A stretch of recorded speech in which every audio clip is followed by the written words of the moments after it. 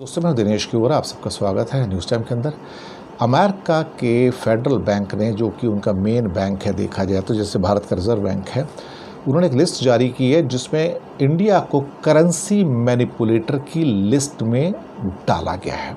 पिछले साल भी था, इस साल भी डाल दिया है और इंडिया ने इसका बहुत बड़ा विरोध किया था कि हम करेंसी के मैनिपुलेटर नहीं हैं।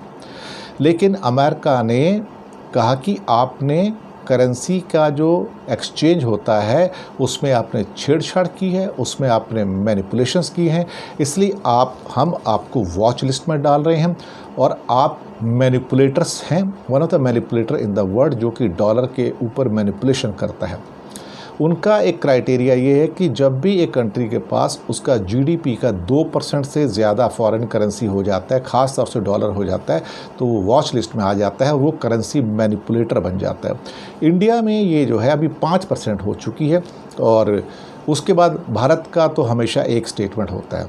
वो हमेशा उसका एक स्टेटमेंट क्या रहता है, उनको इंडिया के बारे में समझ नहीं है। They do not know objectively the subject what they are talking about. they should have got more information before reaching a conclusion। ये एक स्टैंडर्ड स्टेटमेंट है इंडिया का, यानी कि either we reject it or they do not have understanding of Indian economy, they do not have understanding of Indian RBI system, they do not have understanding of Indian, you can say, social text। तो हमेशा हमने उनको reject ही किया।